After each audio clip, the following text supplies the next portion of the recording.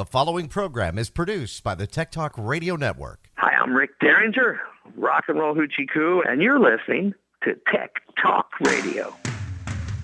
Welcome to another episode of Tech Talk Radio. I'm Andy Taylor. I'm Shawn DeWeerd. And I'm Justin Lemme. We have the show that talks about computers. Technology. And the internet. How you guys doing? I'm doing great. Thanks for joining us. Yeah? It's good. Everybody good? Everybody's... Busy. Well, We're getting to the end of the semester, so I'm just counting the days. I'm loving it because in last week's show, we heard how Shawn was playing around with the Wise bulbs. You're still having a good time with that. Oh, yeah. So they came off of pre-orders only, and I bought 4 more to fill out the rest of my basement with 4 more. I had bought 4 more to fill out the rest of my can lights in the basement. So how many do you have now? 17. 1, 2, 3, 4, 5, 6, 7, 8, 12. Now, I wasn't too far off. Can you control like a set of 4 or 1? How do you control them with the app? That would be confusing. So in the app, you can put them into groups. Mm-hmm. So like I have the ones that are directly behind me over my office, over my computer, called my computer desk. Right. And I can control just those 4. But then the rest I have on what I call the theater, which I can then control just those ones. I've written to Wise already because I'm a little frustrated at some of the UI with the app based on how new the bulbs are and stuff. There are scenes you can build. So I can build a scene and I can like have this bulb dimmed to 50%, but this bulb 75%, but different colors, and I can set up a mood essentially.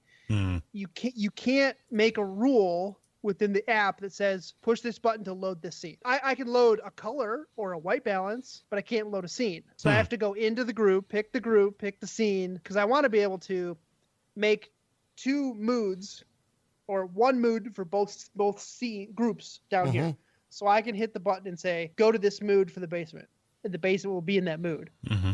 But right now I have to go to each group and do it individually. Wow, that would be a little confusing, I would think. Now I can do a whiteout. So I made one called whiteout, which sets it to the standard white balance that my basement is. And I can hit whiteout, it does it, because I can pick and make rules based on the white colors. Right. But I can't make a rule based on the scene. They look great and they're bright. They are very functional and I've had no issues with them. They're super easy to set up. I can make scene, like I said, I can make these scenes. I can build whatever colors I want and then save them and load them.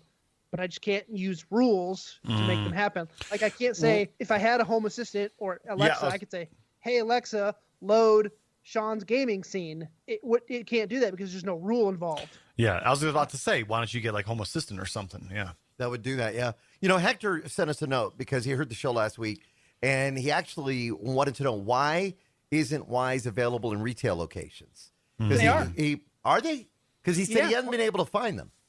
Well, some select Home Depots have Wise products. Oh, really now? Oh, that's kind of cool. All right. So, the place you wouldn't think about getting smart tech would be Home Depot, actually. Yeah, they've been, you know what? They've been pretty advanced. They've been pretty forward thinking in that stuff, especially with the home thermostats. But I have not been able to see, I have not seen Wise technology anywhere in retail. And I think that's what Hector was thinking about, that you only had to go online to be able to get it. But if you can get it in retail, that's good. You can. I saw them at my local Home Depot here in northern Indiana. And on their website, I can get the version 3 camera, the outdoor camera, the version 2, the pan and tilt one, the Wise plugs, the Wise light bulbs, not the color ones yet because they're not super available still. The Wise lock, the outdoor plug, the sprinkler controller. I mean, it's all right there on their website. Now, saying what about price? For in-store pickup. What about pricing though? Because I'm wondering, are they the same deal? Because what you get when you go online direct through Wise is pretty good. The version 3 outdoor camera is $38 on Home Depot. It's about $8 or $9 more. Yeah. That's well, I mean, Home Depot. Yeah, exactly. Home Depot's got to make some money off of it. Yeah, but the nice thing about that way is if you do have an issue with it, you could take it back to Home Depot. You don't have to worry about shipping and sending it back in that way. So that's going to be real nice. You know, actually, the Verge. You know, you guys ever go to the Verge? Website? Once in a while. They did a really good article. There's a lot of people, especially in the last year, let's face it, a lot of people have been ordering online. And you order online, and sometimes you don't know what you're going to get. Like you might go, okay, I'm going to go ahead and take a chance. I've seen this ad on Instagram. I'm going to go ahead and buy this. And then you order, and what you get, sometimes either takes way too long, sometimes it's not the right color, not the right product, or sometimes it never arrives. So the big question is, what do you do when this happens? You're not always protected depending on who you've bought through. PayPal, when you buy through PayPal, you can get a guarantee, somewhat of a guarantee. Yeah. And again, how you pay for it when you buy something else. You never want to use a debit card. Always use a credit card. Never. Because you're going to get protected that way. But Verge had a really good article about that, which kind of played in well with a product that there's been two products. So I bought a product. It was about 2.5 months ago. I'm online. I'm on, I want to say it was Instagram. I saw it. And it talked about this green screen that you could put on the back of your chair. And it has the Velcro straps. It's a round green screen. It's 56 inches. And I thought, wow, look at that. It's being advertised. You're looking at it and you're thinking, that looks like a cool product. And I click through, and was $35 for this green screen. Now, I know the price has been a little higher for those. Okay. So I ordered two. I'm going to get two. I'll get one for the studio and one for my office, right? And would you know, I finally got it. Now, I will say it is well done construction. It's built well. It's got a great green fabric. It is huge. It fits to the back of the chair, but I only got one. I ordered two. So basically, I paid $69 for one. What? The company is in China. Of course. I didn't know that until I placed that order. A company called... did you get it from Amazon? I did. No, I went through a link and I ordered it directly and paid through PayPal. Okay. Yeah. See, that's another reason why I never buy anything except reputable sellers unless I buy it from Amazon. And then when I do buy from Amazon, it says shipped and fulfilled by Amazon. Yeah. Otherwise, you could be paying for something and then it's like, 6 weeks later, here it is. A month and a half in, where I had not received any information as far as this product, I emailed them and I never heard back from them. Suddenly one day I get this one green screen in the mail. Now it's well constructed, but then, so you figure I paid $69 for it. I'm probably not going to get a second one. I know that. Nobody's going to follow through. I know that's going to be the case. Use your credit card to dispute it. Maybe I could. I don't know, but yes, you could. I went online to BH Photo, which if you've never been to BH Photo Video, some great stuff on there. There's a company named Bescore. They make them $50. So maybe they fulfilled it from them and made $19 on it. I don't know. Yeah, maybe, but I mean seriously, if you pay with a credit card, contact your credit card company, file a dispute. That's the last you're going to hear of it, because from there, they're going to go after the retailer. And if the retailer doesn't respond, well, then the credit card company just takes care of it. So and no matter what, you're going to get your $69 back or $39 or whatever you claim. You'll get that back immediately. But if the retailer comes back and tells the credit card company, hey, no, we sent this, blah, blah, blah, then the credit card company will take back the refund that they gave you, and then you'll go into like arbitration. But normally, if it's something like that, those companies never respond, and it doesn't matter because they still get their money. Who gets messed over is the credit card company. Yeah. Because they have insurance on it, but they still pay you back, yet they've already paid the merchant. The merchant gets their money. You don't get your product. The credit card company gets left holding the bag. Did you see this one on Facebook and Instagram a couple of weeks ago? It was $99 from a company called Buy Best. I think that was it. I think it was Buy Best.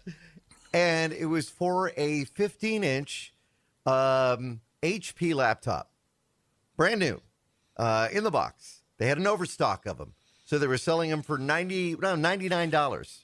You said it was called Buy Best? I think it was called Buy Best. I saw one that was very similar from Zonema. I didn't hear about that one. Zonema? What is that? Oh, took me a second. Sean's still thinking about it. He's like, wait, Zonema? What's that mean? Anyway, so it was. This is a full-on laptop, and it's a double laptop, so you can fold it over, use it as a tablet for $99. $99, right? Said they had an overstock. I went ahead and pulled the trigger. Do not. I did. I wanted to see if this is going to be some kind of a scam or some kind of a deal and how this is going to work. I screen capped everything, took photos, just so there's kind of an experiment on my part to throw away $99, but to see really, is this going to be fulfilled? And we'll see now what happens when it doesn't come in. If you ordered it with your credit card, yes, it doesn't come in, or it doesn't come in as expected, and it was another one file a dispute. It was another one that directed through PayPal. So again, but still, you used your credit card, right? Yes. So then, in that case, the credit card will go through PayPal as the payment processor. PayPal will then go after the merchant. But the worst case scenario, what's going to happen is that in the future, anybody that tries to buy with that same credit card that you used with this same company, the purchase will get declined immediately. Right. Because they're not willing to take any more chances as a credit card company. Well, yeah, it makes sense. But it still was, I was like, okay, this has got to be some kind of a scam. I got to find out where this leads. Yeah. So again, a little investigative reporting there. Did you get anything back in terms of like shipping or? No, it said we'll ship in 20 days. So that'll the 20th day will be about right around the time you forget about it.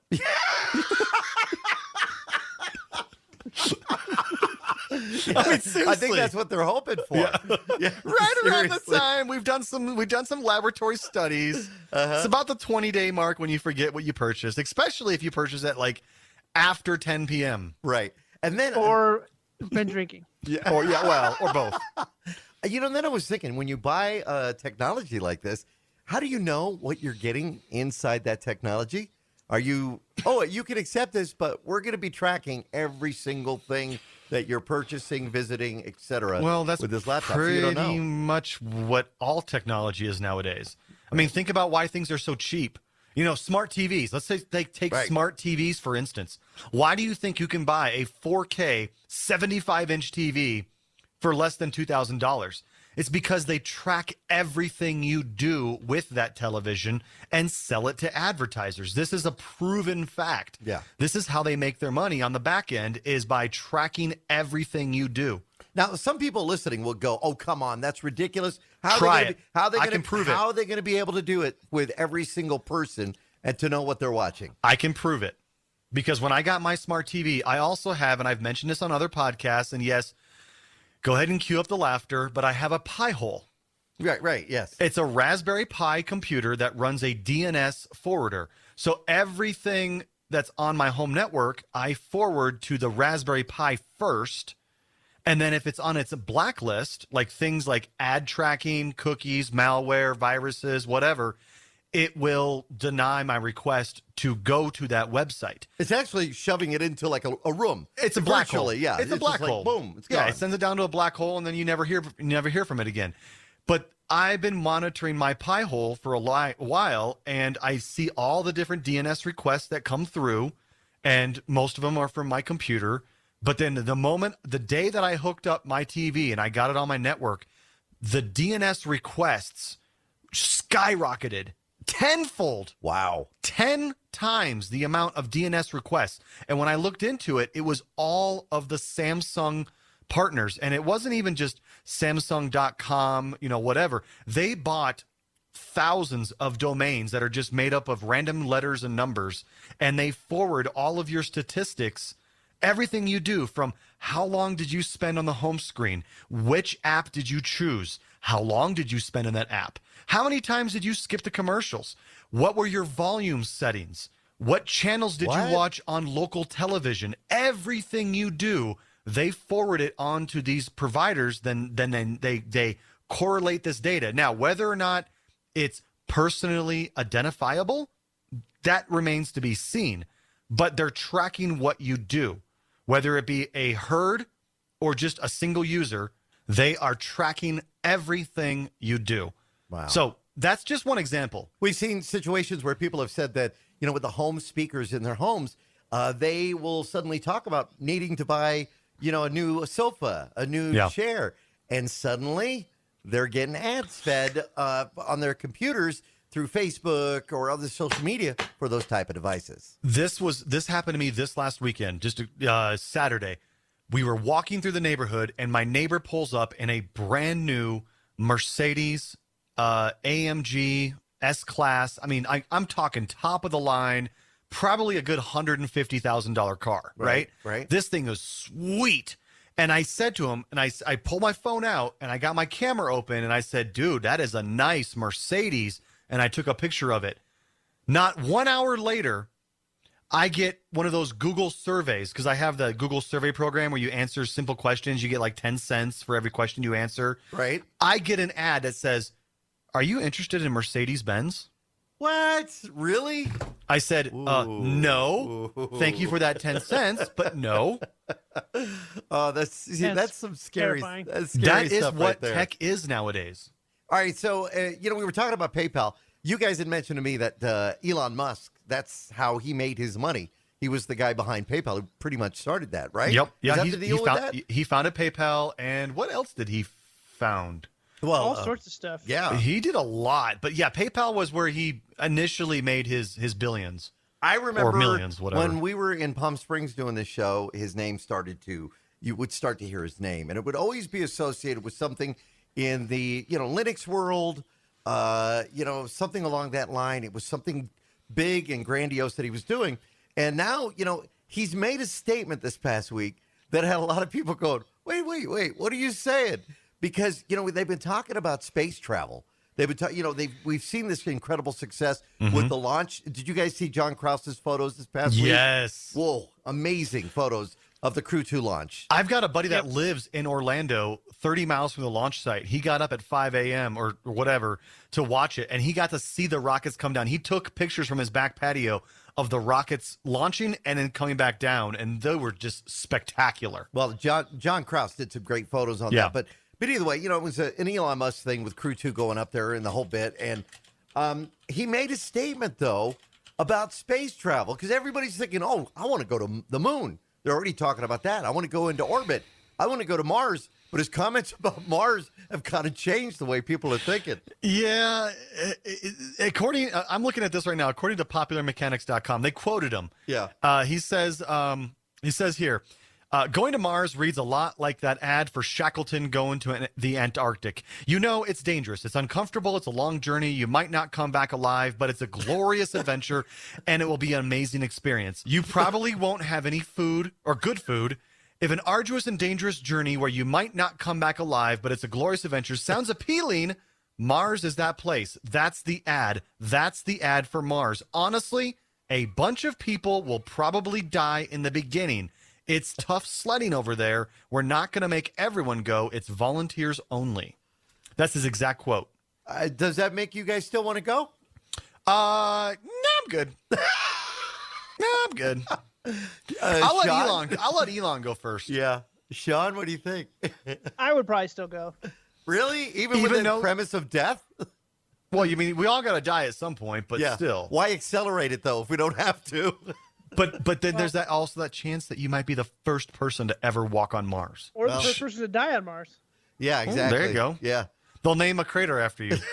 That's what I want in life. A crater named after me. Maybe I'll become a crater if the spaceship crashes on Mars. Well, okay, so you become your own crater. And if you look out your left window, you'll see the Shawn DeWeerd crater. Oh, that's glorious.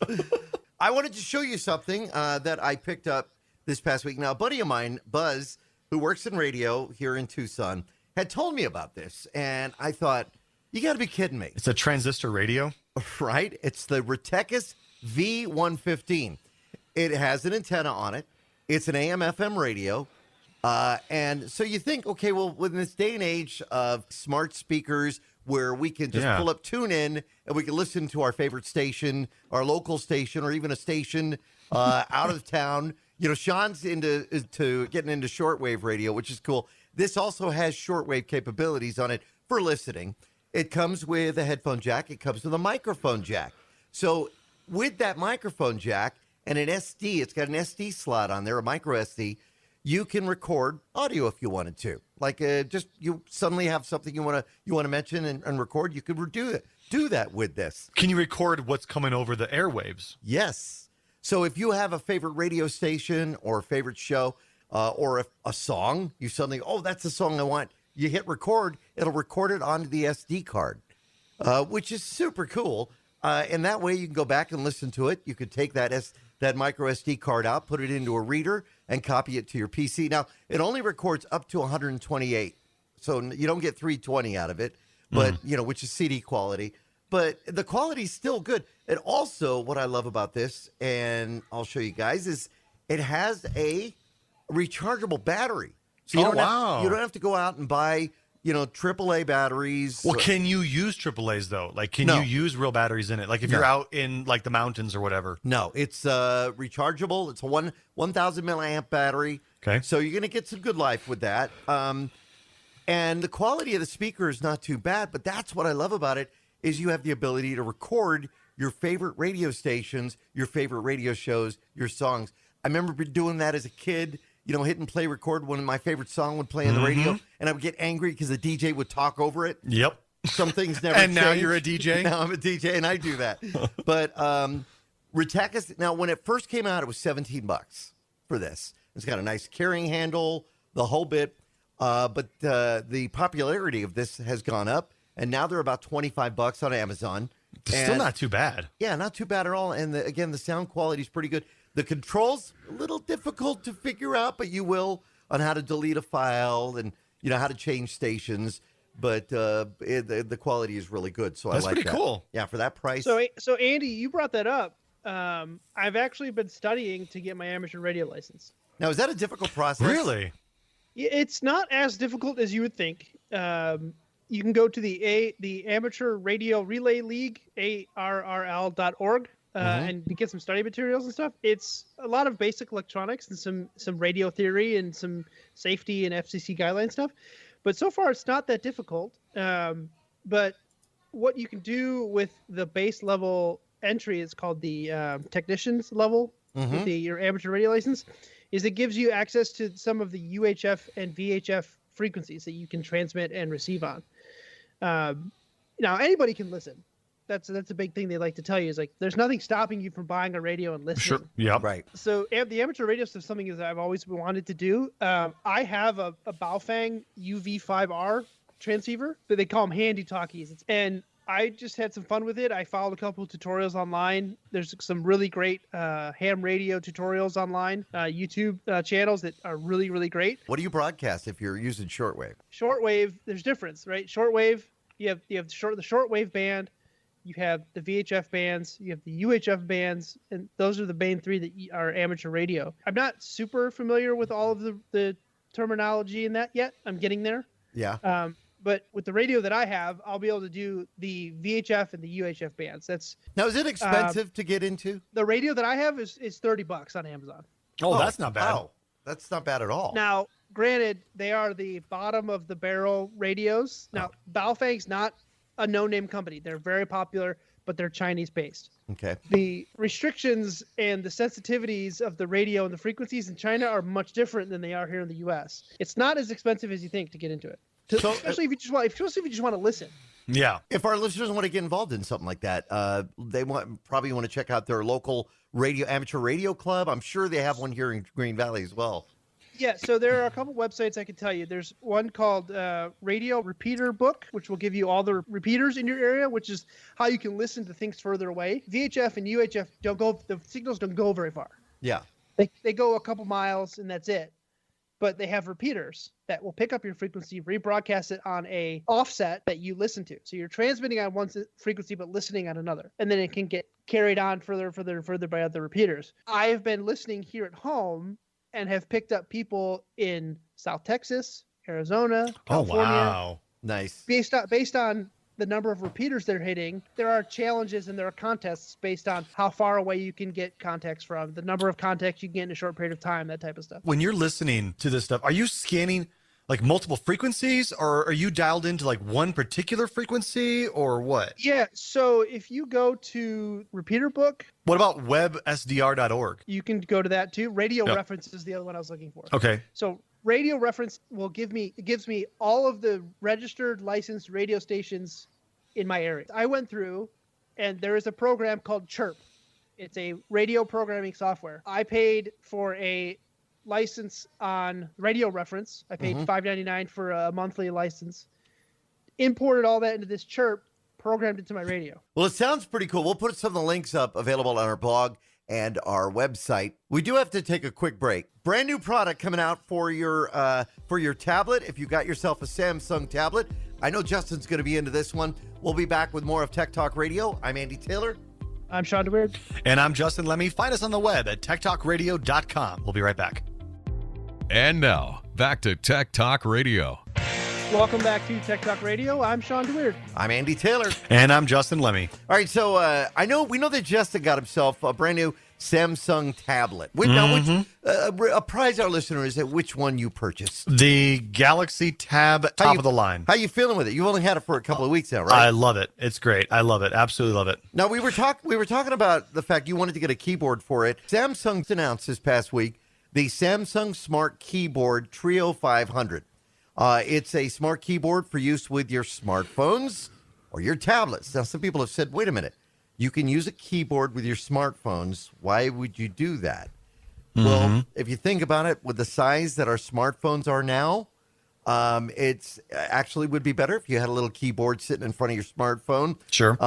I do like the Logitech K480. And if you're looking for a keyboard that is a multi-device Bluetooth wireless keyboard, which gives you the ability to pair up to 3 different devices. And then, I mean, pretty much you could switch between them. That makes it pretty nice. And the K480 isn't that expensive, generally around $35 to $40. You're going to be able to find it, but I really do like the K480. And the other really nice thing about this keyboard too, the K480, is that it has a groove at the top of it. So if you've got, whether it's a Galaxy device or an iPhone, you just put it right there in the groove, so it's right in front of you. So you're typing and typing with a regular keyboard, but the Bluetooth is making that connection. But I like that little groove on top of it too. But this one from Samsung does pretty much the same thing. It connects via Bluetooth, and you can connect up to 3 devices at the same time. And with an easy click, you'll be able to switch back and forth between those devices. Now, some laptops have Bluetooth capability. I know my Lenovo does. So you can actually connect a keyboard instead of using the onboard keyboard, so you're more mobile with it. Yeah, so okay. you can put your keyboard back a little, your laptop back a little, and you can put this on your lap and type as you want to. If you're looking for a keyboard, and this will work with any device that's Bluetooth capable, whether whichever tablet you have. Doesn't have to be a Samsung tablet. Just kind of a nice way to bring tech to your devices. Yeah, absolutely. You're thinking about getting one, aren't you? Or? Well, I was, but the tablet keyboard cover is like $150 at best, and it's normally like $199. And I honestly really don't use the tablet for the keyboard functions. Like, I've got a laptop. If I need a laptop, I'll use a laptop. I just want the tablet to be a tablet. So I'm kind of shying away from it now. I'm surprised because do you remember when I bought the LePow 15-inch external monitor? Yeah. And I love it. I use it every day. It plugs via HDMI into my laptop, and I've got a second monitor that I can use. I paid $159 for it. I got it through Amazon, the company's LePow, but it came with, that same cover you're talking about. It's magnetic. It holds it back, and then it kind of fits into a nice little groove. Yep. So you've got to stay. I got that free with it, and they're charging Samsung's charging that much for it. It was $79, I think. That's just crazy. Yeah, That's it crazy. is. And honestly, I really don't like this particular case all that much because I do find if I'm using like one hand to try to open up the whole tablet. A lot of times the tablet will slip off the magnetic back, and then I'm like scrambling to put my drink down or whatever I have to, so I don't drop my $1,000 tablet on the floor. I just pictured Dean Martin with his cocktail. Yeah, but well, it's pretty much it. Yeah, pretty much it. But yeah, so I mean, it's a decent case, but I kind of would rather have like the wraparound case. Yeah, I'll give you that. The wraparound cases are much nicer, and they're a little easier to kind of use with the tablet. That would be a lot nicer. Yeah. But you're happy with that. I am happy with the tablet. Absolutely. I think it's one of the greatest ones. I mean, honestly, in my opinion, it rivals the iPad Pro. Well, speaking of that, Shawn, you had some info on some stuff from Apple that was announced. So about a week ago, Apple announced a couple of new products. They announced the new iMac, the new iPad Pro, and the new iPad keyboard. Ooh. Don't forget the Air Tracker. They included the Air Trackers, which surprisingly were relatively inexpensive. Yeah, $30. Devices. $30. And when you think about it, that's what you're going to pay for the Tile device. And I know it's actually called the Air Tag, so I want to at least give it the right name. But it's supposed to be, from what I understand, the size of a Junior Mint. I mean, that's how small they are. That's they're not very big.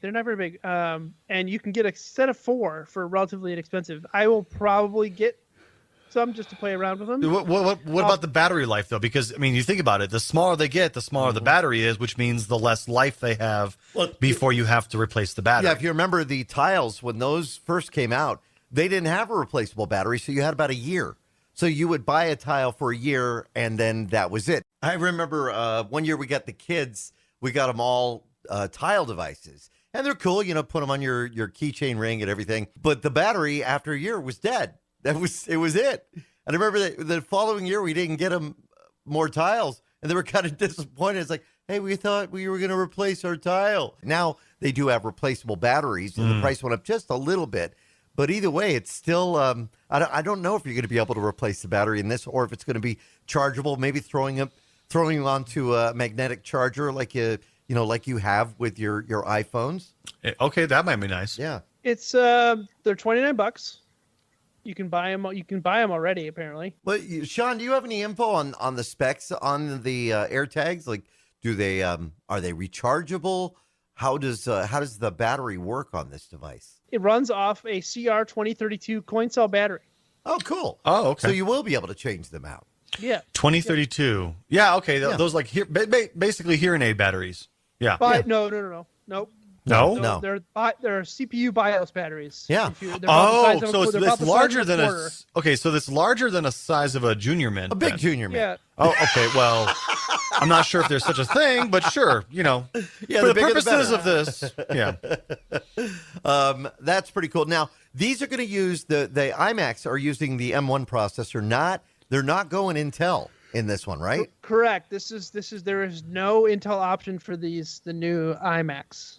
And they are offering 2 different versions from their apple.com website.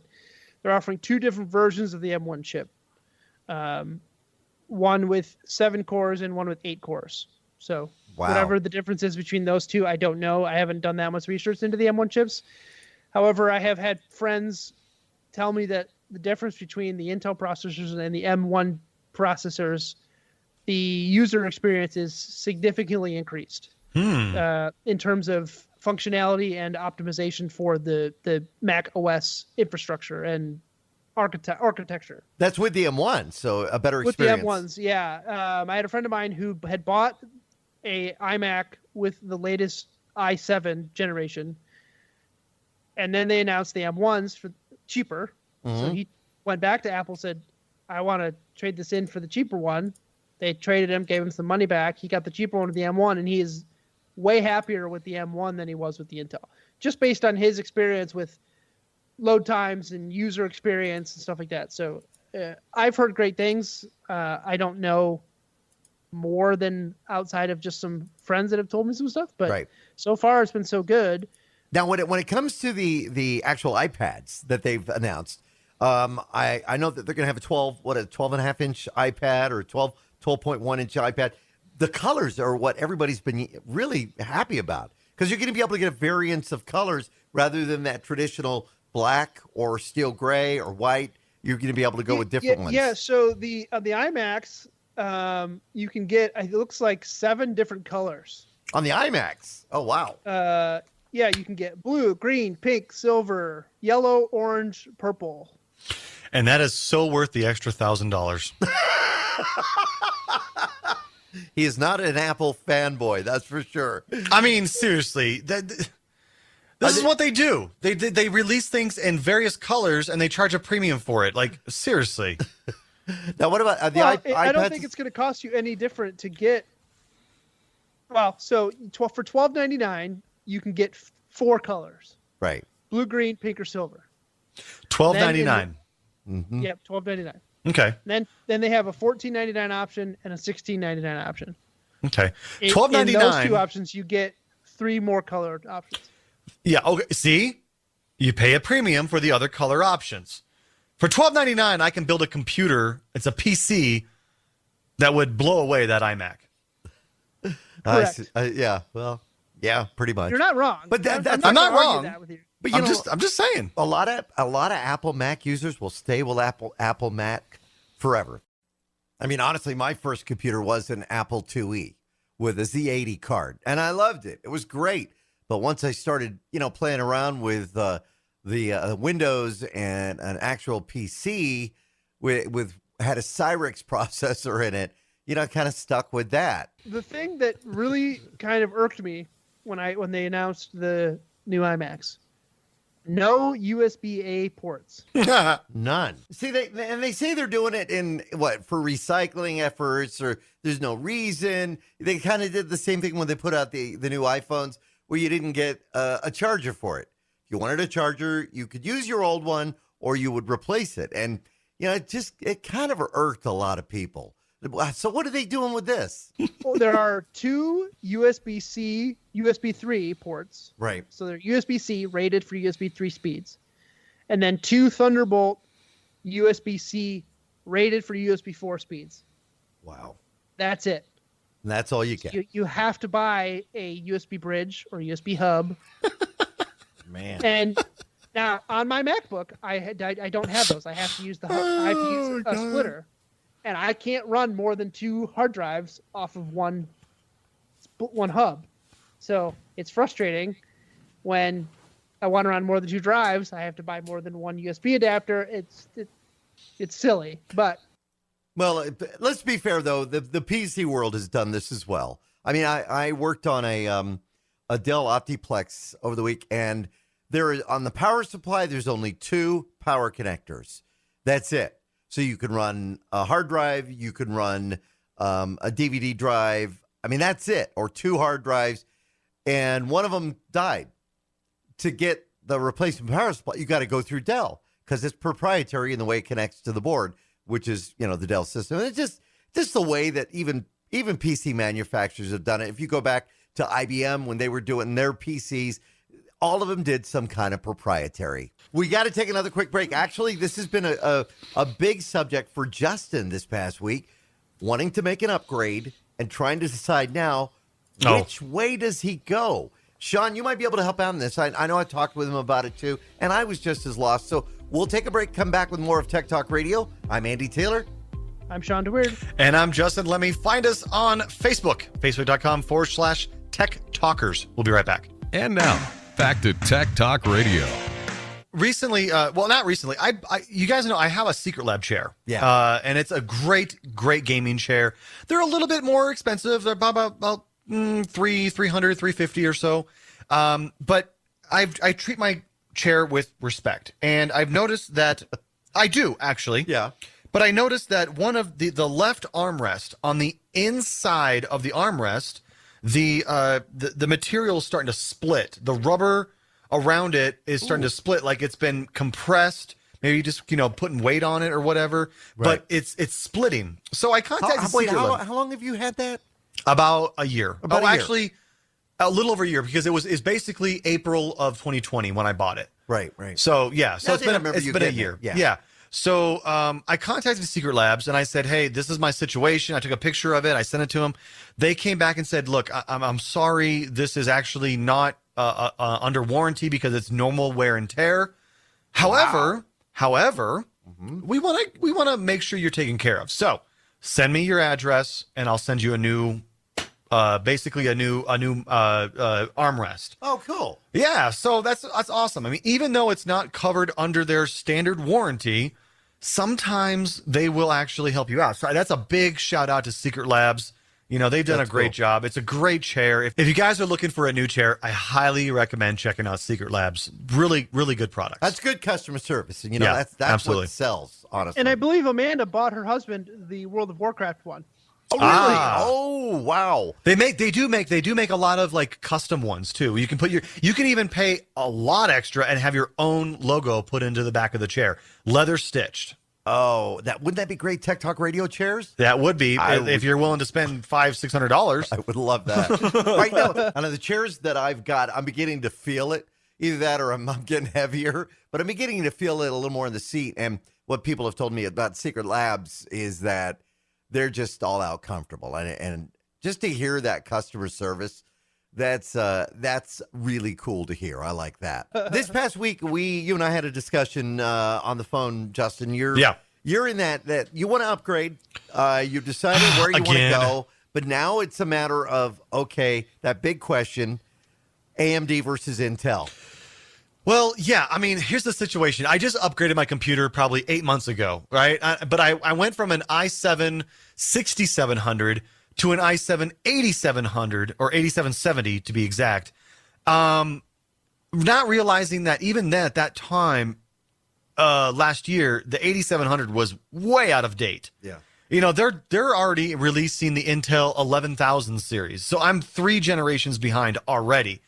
And so I'm thinking, gosh, I got that extra Bitcoin money. I'm thinking, well, I want to upgrade. But you're right. Like, what do I do? Like, I've heard a lot recently about AMD. And the AMD processors are just right on the heels of Intel, if not better in certain categories. And their price point is cheaper than Intel. With Intel, you're kind of paying for the name. So I started thinking, like, do I really want to go and upgrade? First, do I really need to upgrade? The whole situation is I can't play Flight Simulator with VR. Like, everybody talks about how great VR is, but they're all running, the 10,000 or 11,000 series of Intels or the Ryzen 9 or the Ryzen 7s. And I'm sitting here running an 8700 or 8770. I just can't keep up. So yeah, part of that problem, though, my friend, is you have to look at the other bottlenecks that are within your system, and everybody runs into a bottleneck, whether it's the data transfer system, the cooling system, the speed of your memory, it all adds up. Well, I've got DDR4 32,000. So my memory is definitely good on that. I got 16 gigs of it, so that's suffice. I've got a water cooling system on the CPU, brand new, dual fan on the CPU. So I don't think cooling's a problem. I don't think RAM's a problem. Power, I don't believe is an issue either because I never have it shut off. So my power supply is okay. I think it's being bottlenecked by the motherboard and the processor. Right. I know it's not the graphics card because I see people that are running 11,000 series with a 10 series GTX. I have an RTX 2080 Ti. That's a good card. Which is a great card. And these guys are telling me they're running a 1070 and making this no problem. So why am I not able to do it? But again, my question goes, do I go AMD or do I go Intel? Man, that's like telling somebody, well, I don't know which car to get. I get this Acura or do I get Do I go Ford or Chevy? Yeah. I mean, it's really kind of unfair because Intel has been around for a long time. I love Intel. For a time, I started out with AMD processors, but I think they tend to make AMD seem like a second rate, like a second choice, and it's not. I think that's a marketing tactic by Intel because the thing about Intel AMD. Let's be fair too, or by users that swear and live and die by Intel. And let's face it, it's marketing where marketing works. If you see ads featuring Intel, you see Alienware features the Intel processor. They're doing a marketing plan with that. You rarely see AMD advertising systems with the AMD processor. Is that what it's going to take? Or did they just say, no, we'll target those that are using AMD and that's going to work? Well, sure. It's the exact same thing with Ford and Chevy. Mm-hmm. You got your Ford guys, you got your Chevy guys, and they're going to go to bat and they're going to fight to the death over which one's better. But AMD has been making some amazing progress over the last couple of years, and Intel has kind of been staggering a little bit. They're not coming out with the greatest of things. So this gives AMD a chance to catch up. And from all I can tell, the Ryzen 9 processor is better than the 11,000 series i9s. Well, we heard a lot about it. For gaming. For gaming, because the more clock cycles, the whole bit.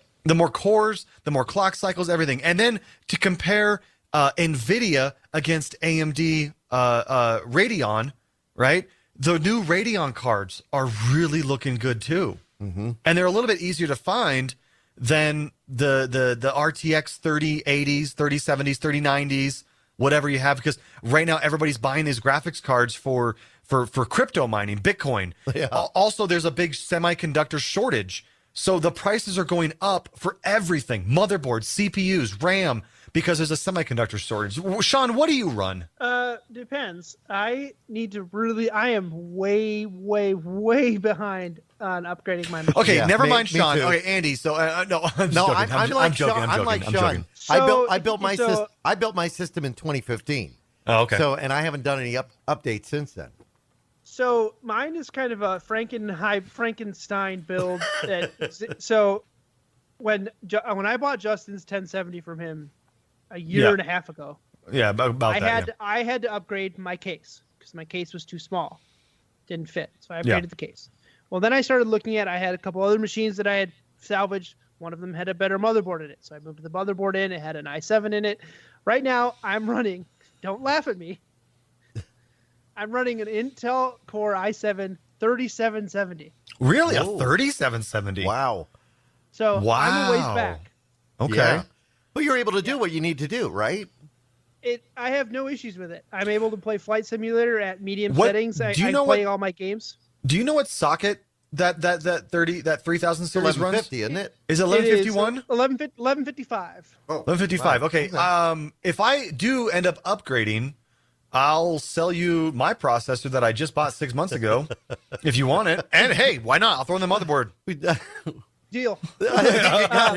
See, you're gonna save money there. I just want to shout out about there's a great program that I run called CPU ID, Oh, love that. Yeah. and this is their CPU Z version, and I have the hardware version too. But if you are looking to find a processor that works for your motherboard or RAM that works, download it from the CPU ID website. It'll give you all the information you need to go online and get what you need to work with your machine. I have another one that I like to mention. It goes right along with CPU ID. It's called AIDA 64. AIDA 64. I bought the Extreme license, so I think it was a one-time fee of $59. But it takes CPU ID, which is free, and CPU ID, don't get me wrong, gives you a lot of good information. AIDA 64 takes that to an extreme, and that's why they call it AIDA 64 Extreme. I think it's like $59 for the license, but it gives you every detail about your PC. All right, so a big question for you, Justin, though. Depending on, say you go with Intel. Okay. Manufacturer motherboard, which ones will you be going with? ASRock. ASRock. Now ASRock is, from what I understand, a part of Asus, right? Yeah, it's kind of like a subsidiary. Well, yeah, I guess the best way probably to explain it is ASRock itself is a standalone company, right? And they kind of spun off into a big group. They're part of a big group, which Asus is also a part of. So I guess that's how you could kind of put it all together. Now, ASRock is ASRock, and then Asus is ASUS. Now, while Asus makes laptops and I believe desktops too, they also for years have been making motherboards, great motherboards that I've used in builds that I've done over the years. Why not stick with Asus? I think ASRock is more designed for gamers. Okay. I think Asus was kind of just trying to be kind of the overarching brand, whereas ASRock was kind of like their gaming division, I believe. I could be wrong. Right. But I think that ASRock was, Republic of Gamers. That's their gaming division. Oh, is it? Okay, so because I'm thinking I've got a 170A, and I know I was thinking about upgrading, and when it came to motherboards, I was looking at the 490, which is The Z490, yeah. and that has, it has the info for me to be able to run the M2s and and do it that way. But then again, I was thinking, okay, ROG has a board out that's supposed to be also very good.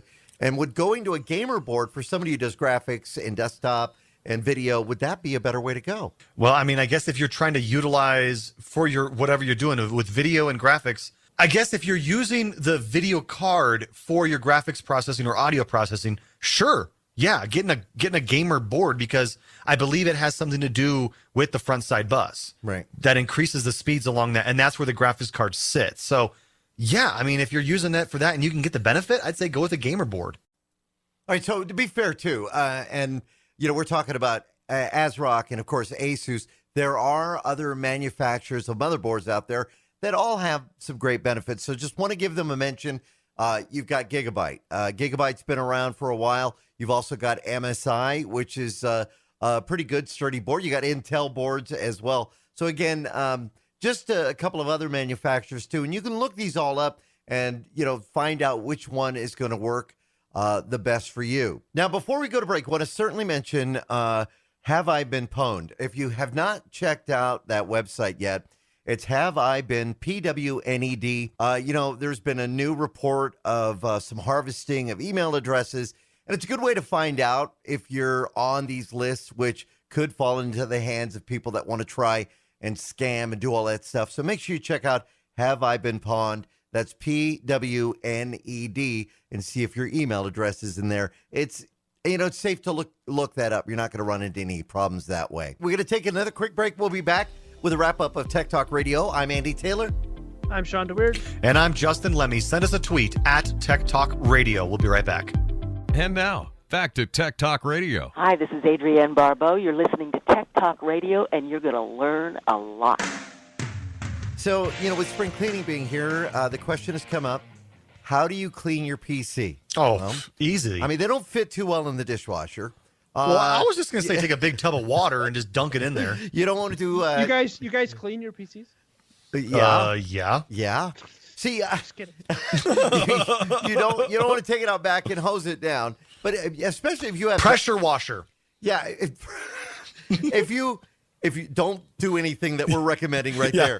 Tech Talk Radio is not responsible for what you do to your PC. But listen, if you have a dog, you have cats, you have a beard, you live with somebody that was formerly in ZZ Top, you want to think about cleaning your PC. And, it's not that difficult to do, but it is something that you should do. Now, whether you take it into, whether you carry it in somewhere where they're going to clean it out for you, or you want to try doing it yourself, there are some things you don't want to do. Mm-hmm. Somebody once told me that they hit their PC with a wet dry vac, and they would go ahead and use the vacuum to get all the dust out of the computer. Yeah. Not good. The thing Static electricity. Number one, static, but also you got jumpers that are fit over little connectors that are inside on your motherboard, and you can actually use the vacuum to pull those off and stop your computer from working, and then trying to track them down as to what they do. I mean, they're small little plastic connectors. That is one reason to certainly not use a wet dry vac inside your computer. The other thing is, some people say, well, I just shoot it with compressed air, which, some people say it's good. The problem is if you hit a fan that spins with compressed air and you're causing it to spin, you can actually do some damage to the bearings in that fan. The system's not on when you're doing that. So always recommended to... do it when the computer's off, number one, and hold the fan to stop it from spinning. You're going to do that. But again, be careful of how you're spraying that. Sometimes you get a little actual liquid, that comes out of that. Mm-hmm. That's one of the things. I don't know. Any other tips? I mean, I've seen some really scary stuff inside PCs, especially a PC of a smoker. That one is really bad. I mean, I guess the biggest tip I'd say is, get one of those fine brush, like you could even use like an artist paintbrush or whatever, or just like a keyboard brush. Use it to kind of knock loose some of that hard to reach stuff. But I always just use a can of air. But again, like you said, you do not want to turn that can of air upside down, because then you get the liquid that comes out and it can freeze those components and then it can break off. So try to keep the can of air straight up. But use a brush to kind of get it out, I guess. Yeah. And if you're wiping down your keyboard, make sure your computer's either off or the keyboard's not connected. Yeah. I mean, you literally can put a keyboard in the dishwasher. You can, but don't do it. I would highly recommend you don't do it, but you can do it. You just got to make sure it is bone dry before you go to plug that thing back in. I spilled water. So put it in the oven at 320 for 25 minutes. Don't do that, please. All right. Actually, if you go to PC Gamer's website, pcgamer.com/spring-clean-your-PC, you'll also get some tips there that might be helpful for you. That wraps up this week's Tech Talk Radio. Please don't bake your keyboard. Don't listen to anything I say. That's it for me, Andy Taylor. I'm Shawn DeWeerd. I'm Justin Lemme. Have yourselves a great week. We'll see you next time.